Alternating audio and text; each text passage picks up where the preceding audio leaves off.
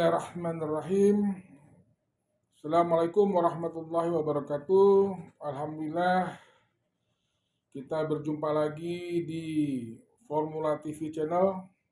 Kepada sahabat muslim di mana saja berada, dan khususnya organisasi Ormas Islam Formula, Forum Ulama dan Aktivis Islam di mana saja berada, mudah-mudahan kita dalam keadaan sehat walafiat. Hari ini kita akan melanjutkan daripada tema untuk kaya sejati dengan edisi full.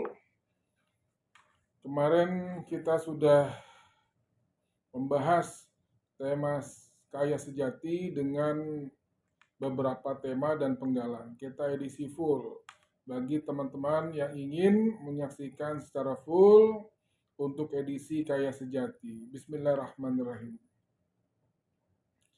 Kepada kaum muslim muslimat,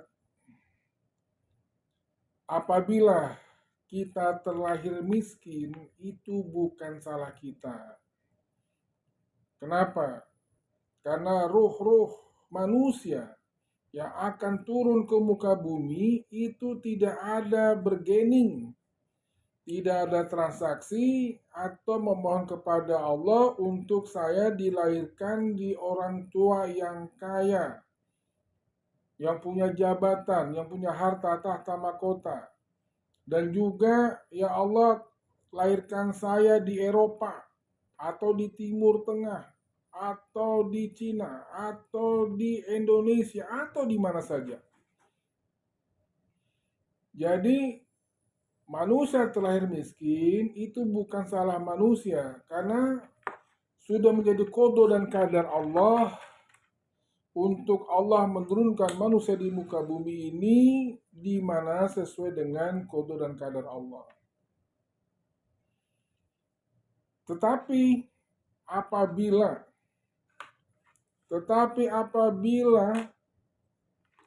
kita terlahir miskin, anak-anak tetap miskin, remaja dewasa tetap miskin, dan sampai jadi orang tua, punya anak, punya cucu juga miskin, kita tinggal di daerah kumis tebal, daerah kumuh miskin terkebelakang, dan masa depan kita madesu, masa depan suram, dan sampai akhir hayat pun untuk biaya pemakaman kita sendiri, kita tidak punya biaya. Sampai buat beli kain kafan pun kita tidak bisa. Nah, ini yang jadi masalah. Kenapa kita tetap miskin sampai menjelang ajal atau kematian kita? Apabila kita sudah akil balik, sudah punya akal, dan sudah balik, sudah dewasa, Allah telah sempurnakan akal. Untuk sekedar hidup, itu Allah pasti rezeki untuk sekedar hidup. Tidak mungkin manusia miskin. Tetapi untuk gaya hidup, disinilah kita harus berusaha atau bekerja, berdagang atau berbisnis. Karena apa? Karena orang kaya, orang miskin itu hidup di bumi yang sama. Orang kaya, orang miskin mempunyai tangan dua. Orang kaya tangannya dua, orang miskin tangannya dua. Hidup di bumi yang sama, menghirup udara yang sama, menerima cahaya matahari yang sama pada hari ini, kaum permisa. Dan juga mempunyai waktu 24 jam yang sama. Baik itu orang kaya, orang miskin, waktunya tetap 24 jam. Jadi kalau kita tetap miskin, ya memang berarti kita tidak ingin berubah. Kita tidak ingin berubah atau nyaman dengan kemiskinan itu tersebut. Atau memang kita tanpa kita sadari kita mengucapkan, masa iya sekedar makan-makan, minum atau ngerokok aja tidak bisa. Akhirnya hidup kita hanya sekedar makan, minum, dan ngerokok dan ngopi. Jadi kalau terlahir miskin itu bukan salah kita. Intinya kita tidak mau berubah. Innamal a'malu binniyat. Niatkan untuk kita bisa berubah. Kalau kita kaum muslimin ingin merubah hidup kita menjadi miskin menjadi kaya, kita tiap hari melakukan hal yang sama. Kita tiap hari melakukan hal yang sama. Tiap hari, tiap minggu, tiap bulan, tiap tahun, puluhan tahun kita melakukan aktivitas yang sama. Sementara kita mengharapkan perubahan dari nasib kita, dari takdir kita, dari qada dan qadar kita. Kita ingin merubah nasib, tapi kita melakukan hal yang sama. Tidak bisa berubah. Bagaimana kita berubah, tapi kita melakukan perbuatan yang itu-itu aja, nggak mungkin. Jadi kita harus mencoba hal yang baru. Kita harus mencoba sesuatu hal yang baru. Dan tidak sedikit orang kaya itu Allah paksa untuk berubah. Allah paksa untuk berubah. Kenapa? Allah paksa dia untuk kena PHK, kena pengurangan kerja, atau pensiun. Justru tidak sedikit orang atau manusia yang sukses setelah dia di PHK, setelah pensiun. Setelah tidak lagi bekerja, dia mulai berdagang atau berusaha dengan umur yang sudah lebih 55 tahun. Dia justru sukses di umur akhir tuanya. Karena Allah paksa untuk dia untuk berdagang atau berusaha. Jadi kalau sekedar hidup, Allah kasih rezeki. Tapi untuk gaya hidup itu kita harus berusaha atau berdagang, saudaraku. Terlahir miskin bukan salah kita, dan kita harus merubah hidup kita. Yang ketiga adalah kita harus menghargai waktu. Harus memaksimalkan, mengefektifkan waktu, efektif dan efisien, dan memanfaatkan waktu. Khairukum anfa'uhum linas, harus bermanfaat hidup kita. Di mana Allah berfirman, wal asri, demi masa, demi waktu, wal asri innal insana lafi khusrin, sesungguhnya manusia itu dalam keadaan rugi kalau manusia tidak memanfaatkan waktu itu untuk dirinya.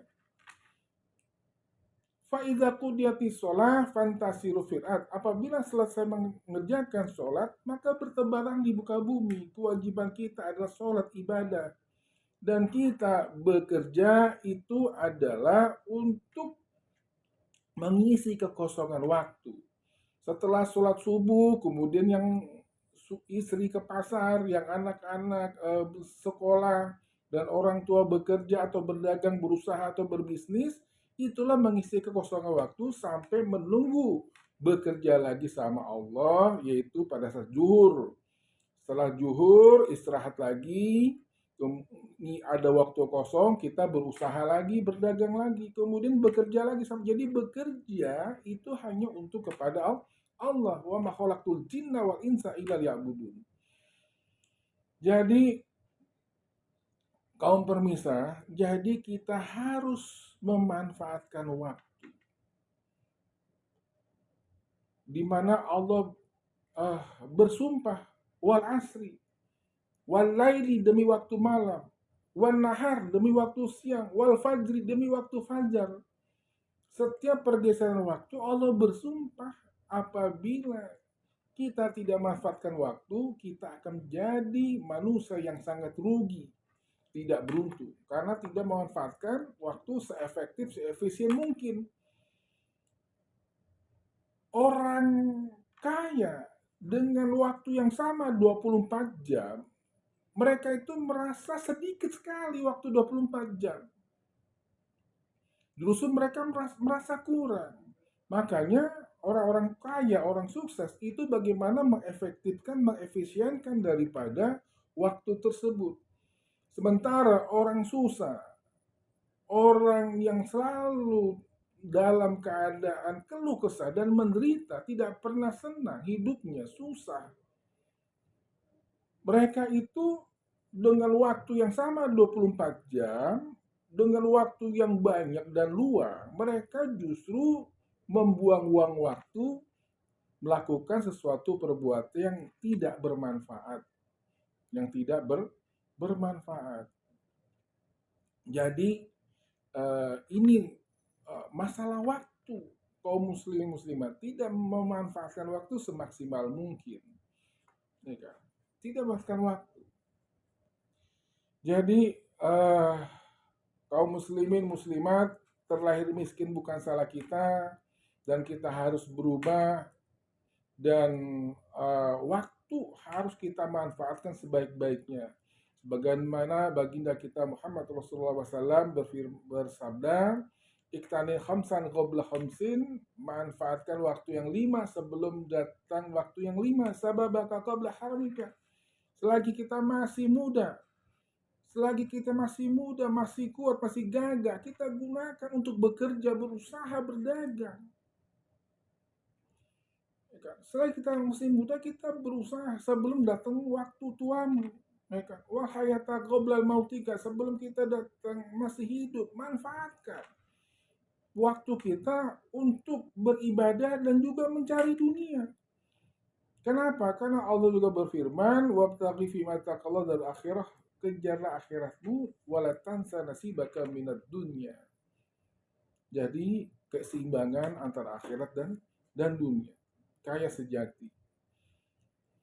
Kemudian untuk kita menjadi orang yang kaya sejati adalah di mana ada hadis Rasulullah SAW bersabda, Bismillahirrahmanirrahim, Al-yadu ulya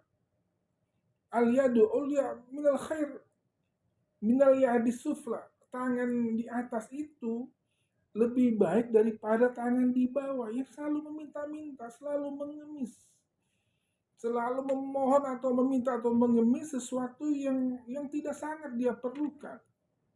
Intinya dia hanya meminta hanya karena kemalasan, bukan karena memang keterpaksaan secara ekonomi. Al-yadu ulya il khair, tangan di atas lebih baik tangan di bawah. Maksudnya apa? Seperti yang kita maklumi, kita pahami, tangan di atas lebih baik tangan di bawah, yaitu kita menyantuni fakir miskin, anak yatim, beramal, berinfak, sedekah. Subhanallah. Tetapi di balik hadis tersebut secara tersirat bahwa Rasulullah kita ingin menjadi pengusaha. Rasulullah ingin menjadi umat Islam, menjadi konglomerat, menjadi pengusaha. Jadi orang-orang miskin secara ekonomi tidak beruntung itu kita tarik, kita ajak untuk bekerja di perusahaan kita. Misalkan kita punya usaha bakso, kita ajak saudara kita yang mengangguran untuk membantu kita, cuci piring kah, untuk bebenah kah. Nanti kita akan mengasihinya untuk berupa gaji sebulan sekali. Atau kita punya tailor, atau punya konveksi, atau punya garment. Orang-orang miskin, orang Islam yang kurang beruntung secara ekonomi bekerja kepada kita. Jadi kita berikan gaji kepada mereka sebulan sekali. 50 orang, 100 orang, 1000 orang karyawan kita. Jadi kita memberinya itu bukan berupa amal infak sedekah, tapi memberinya itu berupa gaji. Kita hargai, kita angkat derajatnya umat Islam yang secara ekonomi tidak beruntung untuk menjadi karyawan kita. Al-yadu ulya khair minal yahdi sufla. Itu manusia kepada kaum muslimin muslimat di mana saja berada, ya kan? Dan apalagi selanjutnya trik daripada untuk kita menjadi kaya sejati. Terakhir miskin bukan salah kita. Kita harus berubah. Waktu harus dimanfaatkan semaksimal mungkin. Tangan di atas lebih baik tangan di bawah. Kita jadi pengusaha yang sukses, yang handal, menjadi konglomerat. Kemudian untuk menjadi kaya sejati adalah kita menjadi orang kaya. Tidak perlu kita untuk menjadi kaya mau bermain sulap, simsalabim. Atau kita menjadi tukang sihir, kita menjadi kaya mendadak dengan sihir kita. Kita tidak perlu datengin para dukun alternatif atau supranatural. Atau makin susah kita menemui dukun tersebut, makin di balik gunung, makin terpencil, rumahnya makin reot, makin gubuk. Di situ kita yakin bahwa ini orang bisa membuat kita kaya. Auzubillahi minasyaitonirrajim. Setelah kita pulang dari dukun tersebut, nyupang nyuhun pangan, kita pengen kaya dari Gunung Kawi-Kawi atau dari mana saja, ya kan? Setelah kita balik, itu mereka para dukun, para supranatural atau alternatif tersebut setelah kita pulang dari meminta atau mau untuk minta kaya, setelah kita pulang apa dia katakan? Kalau emang ini amalan, kalau emang ini isim-izim ini bisa berhasil membuat dia kaya, mungkin ini amalan, aku sendiri akan melakukannya. Ngapain ini ilmu aku kasih ke orang lain kalau dia bisa, kalau memang ternyata bisa untuk menjadi kaya. Auzubillahiminasyaitonirrajim. Bismillahirrahmanirrahim. Jadi bagaimana? Untuk kita menjadi kaya tidak perlu datengin dukun. Saudara kaum muslimin muslimat, kita cukup dengan bermimpi. Kita punya mimpi, kita punya impian, kita punya cita-cita. Kalau kita tidak punya keinginan, tidak punya cita-cita, tidak mungkin kita bisa mewujudkan daripada kekayaan kita. Kita akan menjadi orang sukses, orang yang bisa bergengsi, tidak mungkin. Karena orang sukses itu, mereka itu adalah para pemimpi. Dan orang-orang tokoh dunia, itu pun mereka semuanya pemimpi. Kenapa? Karena dengan menjadi pemimpi, mereka itu tinggal mencari huruf satu di belakangnya. Pemimpi. Mereka tinggal tambah satu huruf N. Jadi pemimpin. Ya, pemimpi. Tambah huruf N di belakangnya menjadi pemimpin. Pemimpin dunia, pemimpin perusahaan, minimal pemimpin daripada keluarganya. Ku anfusakum wa ahlikum naro. Jadi kita harus punya impian. Kalau mimpi jadi orang kaya, tidak. Punya mimpi, punya mobil mewah, tidak. Mimpi punya rumah mewah, tidak. Mimpi aja kita nggak bisa. Bagaimana dalam keadaan realitas kita bisa mewujudkan? Subhanallah, maksud ya Allah. Dan selanjutnya, setelah kita mempunyai impian, kita harus menaiki tangga kesuksesan. Kita ingin mencapai puncak karir daripada kesuksesan kita, kita harus menaiki tangga puncak kesuksesan. Terutama tangga yang paling bawah. Kita harus menaiki tangga yang paling bawah. Kalau kita tidak mau naik tangga kesuksesan, itu kita tidak mungkin sukses. Karena tangga yang nomor satu pun, yang paling bawah pun kita tidak menaiki. Kita tidak berjalan menaiki tangga. Nggak bisa kita mencapai tangga kesuksesan. Orang tidak sukses, dia kerjanya hanya berpikir. Dia hanya kerjanya menghitung anak tangga. Ini anak tangga ada berapa? Ya kan? Dia hanya berpikir menghitung anak tangga, tapi dia tidak mau melangkahkan kakinya untuk menaiki anak tangga yang pertama. Dan nggak mungkin kita melompat ke anak tangga yang ketiga, kelima, atau ketujuh. Dia hanya berpikir atau menghitung daripada anak tangga, tapi tidak melangkah daripada ke tangga kesuksesan. Atau dia berpikir ini jangan-jangan tangganya rubuh, tangganya tidak kuat. Atau jangan-jangan kalau saya usaha nanti bangkrut atau gagal. Bagaimana? Tidak ada di dunia ini para pengusaha, para pedagang yang sukses yang tidak pernah gagal, tidak pernah bangkrut. Tidak ada, pasti. Tidak mungkin. Kan ada orang kaya, orang sukses, pedagang yang sekali dagang nggak langsung kaya raya, tidak pernah gagal, tidak pernah bangkrut, tidak mungkin. Subhanallah, maha suci Engkau ya Allah. Ya kan? Dan kemudian kepada kaum muslimin muslimat di mana saja berada, yang terakhir daripada untuk kita menjadi kaya sejati adalah setelah kita terlahir miskin bukan salah kita, hidup harus berubah, dan kita harus memanfaatkan, mengefektifkan daripada waktu itu tersebut, dan juga tangan di atas lebih baik dari tangan di bawah. Ayo kita mulai menjadi ustadz entrepreneur, menjadi kiai entrepreneur, karena baginda kita Muhammad Rasulullah SAW, beliau adalah seorang pengusaha yang sukses, seorang entrepreneur sukses, seorang manajemen profesional yang sangat sukses, kemudian menikah kepada konglomerat Siti Khadijah yang sangat lebih sukses lagi. Dan kita harus menjadi pengusaha. Benar, beliau miskin, cuma setelah jadi Rasul, umur 40 tahun, hartanya habis untuk berdakwah di jalan Allah Subhanahu wa Ta'ala. Jadi, terakhir, untuk kita menjadi kaya sejati, jalan keluarnya, solusinya seperti apa? Yaitu kita solusinya untuk menjadi kaya sejati yaitu dengan cara botol. Apa itu botol? Ustadz Dedi Hermanto, apa itu botol? Botol ini bukan botol aqua atau botol minuman atau botol apa, tapi botol ini adalah singkatan. B yang pertama itu adalah berani.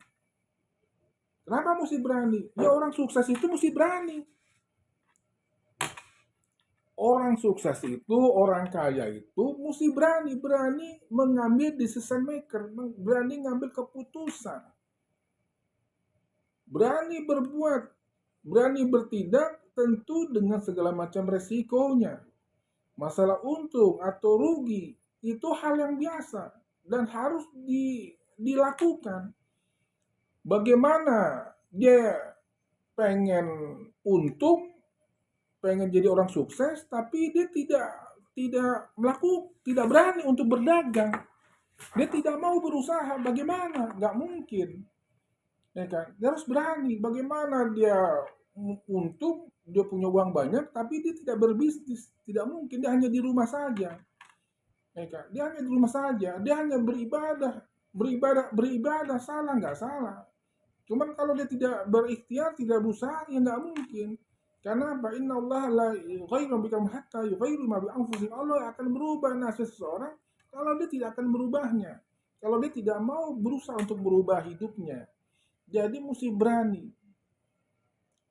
Orang sukses itu, orang kaya itu mesti berani mengambil keputusan.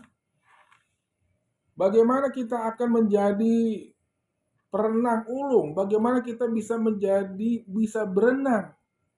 Kalau kita takut air, bagaimana? Nggak mungkin kita bisa berenang kalau takut air. Bagaimana kita menjadi untung, menjadi pengusaha sukses, tapi kita takut bangkrut, kita punya dagangan, nggak bisa. Jadi kaum muslimin mesti berani, ya kan? Berani melakukan suatu hal yang baru, berani berusaha atau berdagang.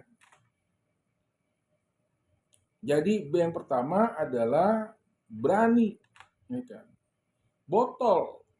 B, berani. O, optimis. Kalau hanya sekedar berani aja, tidak optimis, tidak penuh dengan perhitungan, ya nggak bisa. Siapa yang bisa? Saya bang, saya Ustaz. Bisa lo dagang, bisa mau kerja, bisa Ustaz. Ya udah nanti besok pagi jam 7, jam 8 kita ketemu atau ke kantor. Pas sudah jam 7, jam 8, belum datang, jam 9 juga belum datang, di telepon. Di mana bro? Jadi nggak ke kantor, kita bisnis, kita dagang. Aduh maaf Stat, kayaknya nggak mungkin Stat, saya menjalankan usaha tersebut. Ya gimana? Kalau awalnya berani bisa-bisa, tetapi diakhiri dengan ketidakmungkinan, itu namanya pesimis.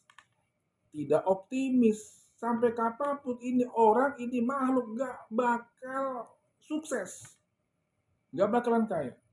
Kalau sekedar kita bisa, iya untuk merubah hidup, tapi setelah diajak untuk berusaha atau berdagang atau bekerja, dia mengatakan kayaknya nggak mungkin, nggak bisa. Tetapi ikhwan fillah, kaum muslim muslimat, apabila ini kita balik, ketidakmungkinan itu di awal, diakhiri insya Allah bisa, Ustaz. Gimana? Mau ikut, mau dagang? Bisa nggak? Kayaknya nggak mungkin, Ustaz.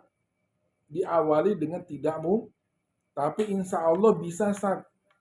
Insya Allah bisa. Saya akan usahakan. Tidak ada yang tidak bisa. Kenapa? Karena orang lain aja bisa. Orang lain aja bisa. Kenapa saya nggak bisa? Saya harus semangat, Ustaz. Nah, ini orang yang pasti hidupnya akan sukses. Walaupun diawali dengan ketidakmungkinan, tapi dia akan mencoba. Ini usaha, ini bisnis. Dia akan coba. Ini orang pasti sukses. Berarti optimis.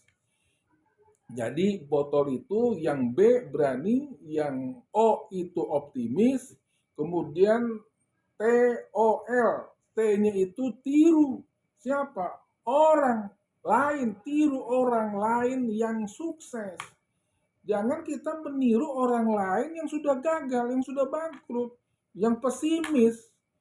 Ya kan? Justru kita minta advice, minta untuk saran, justru mereka itu mendowngrade, justru menjatuhkan kita. Udah dah, Bang, Bro, udah nggak usah dagang dah, nggak usah bisnis dah, kan? Udah kita tawakal aja sama Allah, kan?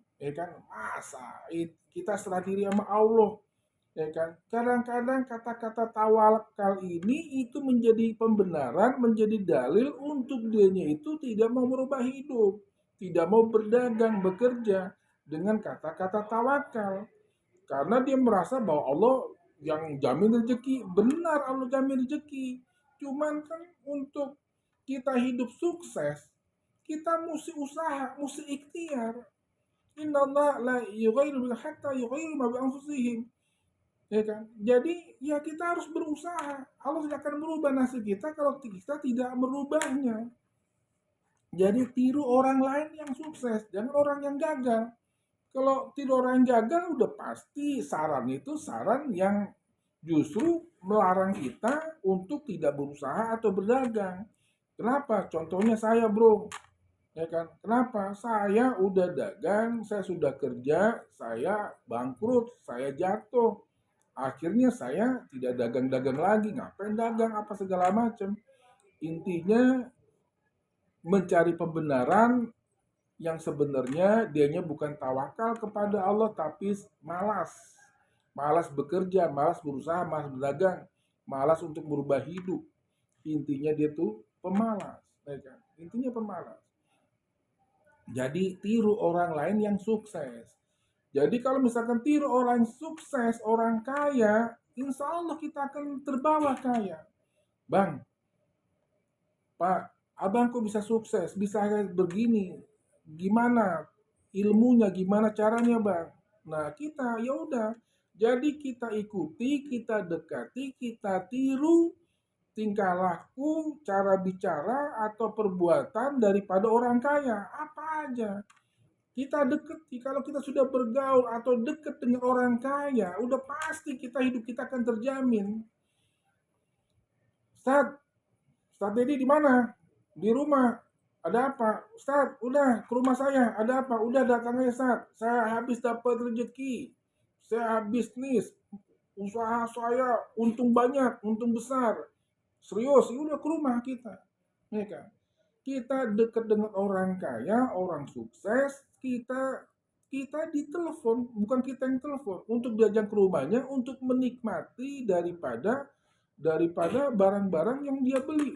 Saat makan Sat, nih saya dari supermarket, dari hipermarket. Nih makan Sat yang enak-enak Sat apa segala macam. Atau kita diajak ke restoran yang mahal segala macam. Nih kan. Setelah itu kita makan kenyang, kita puas, kemudian kita pun Sat mau pulang ya, nih kita pun dikasih uang 1 juta, 2 juta, atau mungkin kita dikasih modal. kita dekat dengan orang kaya. Intinya kita dikasih peluang atau kesempatan untuk bisa kaya seperti mereka. Subhanallah. Demikian kaum muslimin muslimat di mana saja berada. Ayo umat Islam, kita mesti kaya, kaya sejati, ya kan? Kita harus kaya, kita harus berdagang, berusaha atau berbisnis. Kalau sekedar kita pegawai negeri itu pendapatan tetap. Kalau kita sekedar untuk bekerja di pabrik itu pendapatan tetap. Kenapa pendapatan tetap? Kita hanya sebulan sekali dapat rezeki. Tapi kalau kita berusaha atau berdagang, berbisnis, itu kita bukan pendapatan tetap yang kita terima, tapi tetap berpendapatan. Mau kecil atau besar, besar sekali dengan waktu cepat, dengan waktu besar, dan rezeki tersebut kita akan menikmati dengan lama. Demikian, wabillahi taufiq wal hidayah, wassalamualaikum warahmatullahi wabarakatuh.